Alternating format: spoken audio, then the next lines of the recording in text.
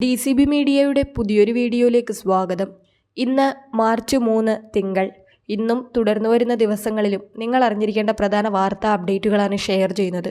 Channel ആദ്യമായി കാണുന്നവർ subscribe ചെയ്യുക. വീഡിയോ ഇഷ്ടമായാൽ ലൈക്ക് കൂടി ചെയ്യുക. ആദ്യത്തെ അറിയിപ്പ്, കൊടും ചൂടിന് ആശ്വാസമായി സംസ്ഥാനത്ത് വേനൽമഴ സാധ്യത തുടരുന്നു. ഒരു ജില്ലയിലും പ്രത്യേക മഴ മുന്നറിയിപ്പില്ലെങ്കിലും കൂടുതലിടങ്ങളിൽ പ്രത്യേകിച്ച് തെക്കൻ മധ്യ കേരളത്തിൽ വേനൽമഴ പ്രതീക്ഷിക്കാം. അതേസമയം ഉയർന്ന താപനില മുന്നറിയിപ്പും തുടരുന്നുണ്ട്. സാധാരണയേക്കാൾ 2 മുതൽ 3 ഡിഗ്രി സെൽഷ്യസ് വരെ താപനില ഉയരാൻ സാധ്യതയുണ്ടെന്നാണ് മുന്നറിയിപ്പ്.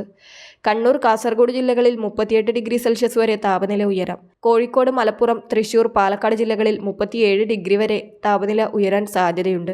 ഇന്നലെ കണ്ണൂർ എയർപോർട്ടിലാണ് സംസ്ഥാനത്ത് ഏറ്റവും ഉയർന്ന താപനില രേഖപ്പെടുത്തിയിരിക്കുന്നത്. അടുത്ത അറിയിപ്പ്, മാർച്ച് മാസം വൈദ്യുതി ബിൽ വീണ്ടും കുറയുമെന്ന് മന്ത്രി കെ കൃഷ്ണൻകുട്ടി. ഇന്ധന സർചാർജിന്റെ നിരക്ക് കുറയുന്നതിലൂടെയാണ് ഉപയോക്താക്കൾക്ക് ബില്ലിൽ ആശ്വാസം ലഭിക്കുകയെന്ന് ഫേസ്ബുക്ക് കുറിപ്പിൽ അറിയിച്ചു. പ്രതിമാസം ബിൽ ലഭിക്കുന്ന ഉപയോക്താക്കൾക്ക് ഓരോ യൂണിറ്റിനും ഇന്ധന സർചാർജ് 6 പൈസയും 2 മാസത്തിലൊരിക്കൽ ബിൽ ലഭിക്കുന്ന ഉപയോക്താക്കൾക്ക് 8 പൈസയുമായിരിക്കും മാർച്ച് മാസത്തിലെ ഇന്ധന സർചാർജ്. ദീർഘകാലമായി 19 പൈസയായിരുന്ന ഇന്ധന സർചാർജ് ഫെബ്രുവരി മാസത്തിൽ 9 പൈസ കുറഞ്ഞ് 10 പൈസയിലെത്തിയത് ഉപയോക്താക്കൾക്ക് ആശ്വാസമായിരുന്നു. ഈ സർചാർജാണ് മാർച്ച് മാസത്തിൽ വീണ്ടും കുറയുന്നതെന്നും മന്ത്രി അറിയിച്ചു. അടുത്ത അറിയിപ്പ്, പാസ്പോർട്ട് ലഭിക്കുന്നതിനുള്ള നിയമത്തിൽ വലിയ മാറ്റങ്ങൾ വരുത്തിയതായി കേന്ദ്ര സർക്കാർ ഇപ്പോൾ അറിയിച്ചിരിക്കുകയാണ്. 2023 ഒക്ടോബർ 1-നും അതിനുശേഷം ജനിച്ചവർക്കും പാസ്പോർട്ട് നേടണമെങ്കിൽ ജനന സർട്ടിഫിക്കറ്റ് നിർബന്ധമാക്കിയതായി കേന്ദ്ര സർക്കാർ വ്യക്തമാക്കി.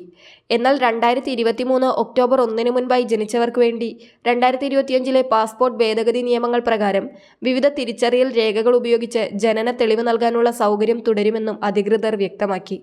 ഇതിൽ Aadhaar card, voter ID, pan card, school certificate എന്നിവ അംഗീകരിക്കുമെന്നും അറിയിച്ചു. പുതിയ ഭേദഗതികൾ 2025 മുതൽ തന്നെ പ്രാബല്യത്തിലായിട്ടുണ്ട്. നിലവിലെ പാസ്പോർട്ട് അപേക്ഷാ നടപടിക്രമങ്ങളിൽ ഇതിന്റെ അടിസ്ഥാനത്തിൽ മാറ്റങ്ങൾ ഉണ്ടാകുവാൻ സാധ്യതയുണ്ടെന്നും അധികൃതർ അറിയിച്ചു. അടുത്ത അറിയിപ്പ്, ഫെബ്രുവരി മാസത്തെ 1600 രൂപയുടെ വിതരണം തുടരുകയാണ്. ബാങ്ക് അക്കൗണ്ടുകളിൽ തുക ലഭിക്കുന്നവർക്ക് ഇതിനോടകം തന്നെ തുക എത്തിക്കഴിഞ്ഞു. വീടുകളിൽ സഹകരണ ജീവനക്കാർ വഴി നേരിട്ട് പെൻഷൻ ലഭിക്കുന്നവർക്കുള്ള തുക വിതരണം ഇന്നു മുതൽ സജീവമാവുകയാണ്. സഹകരണ ജീവനക്കാർ പെൻഷൻ ഗുണഭോക്താക്കളുടെ വീടുകളിലെത്തി ഫെബ്രുവരി മാസത്തെ തുകയായ 1600 വിതരണം ചെയ്യുന്നതായിരിക്കും. മാർച്ച് 6-ന് മുൻപായി തന്നെ പെൻഷൻ വിതരണം പൂർത്തിയാക്കണമെന്നാണ് ഉത്തരവിൽ പറഞ്ഞിരിക്കുന്നത്. അതിനാൽ തന്നെ ഇന്നും നാളെയുമായി വീടുകളിൽ പെൻഷൻ ലഭിക്കുന്ന ഭൂരിഭാഗം പേർക്കും തുക വിതരണം ചെയ്യുന്നതായിരിക്കും. അതിനാൽ പെൻഷൻ ഇനിയും ലഭിക്കാത്തവർ വിഷമിക്കേണ്ടതില്ല. ഇന്നു മുതൽ പെൻഷൻ വിതരണം വീണ്ടും സജീവമാവുകയാണ്. അടുത്ത അറിയിപ്പ്, ഫെബ്രുവരി മാസത്തിലെ റേഷൻ വിതരണം മാർച്ച് 3-ാം തീയതി വരെ, അതായത് ഇന്ന് വരെ നീട്ടിയതായി ഭക്ഷ്യമന്ത്രി അറിയിച്ചിരുന്നു. ഫെബ്രുവരി മാസത്തെ റേഷൻ വൈകി തുടങ്ങിയതിനാലും ഫെബ്രുവരിയിൽ 28 ദിവസം മാത്രം ഉള്ളതിനാലൊക്കെ നിരവധി പേർ റേഷൻ ഇനിയും വാങ്ങാനുള്ളതിനാലാണ് ഇത്തരത്തിൽ ഫെബ്രുവരി മാസത്തെ റേഷൻ വിതരണം നീട്ടിയത്. ഫെബ്രുവരിയിലെ റേഷൻ ഇനിയും വാങ്ങാത്തവർ ഇന്ന് തന്നെ അത് വാങ്ങുവാൻ ശ്രദ്ധിക്കുക. നാളെ റേഷൻ കടകൾക്ക് അവധിയായിരിക്കും. മറ്റന്നാൾ, അതായത് ബുധനാഴ്ച മുതലായിരിക്കും മാർച്ച് മാസത്തിലെ റേഷൻ വിതരണം സംസ്ഥാനത്ത് ആരംഭിക്കുക.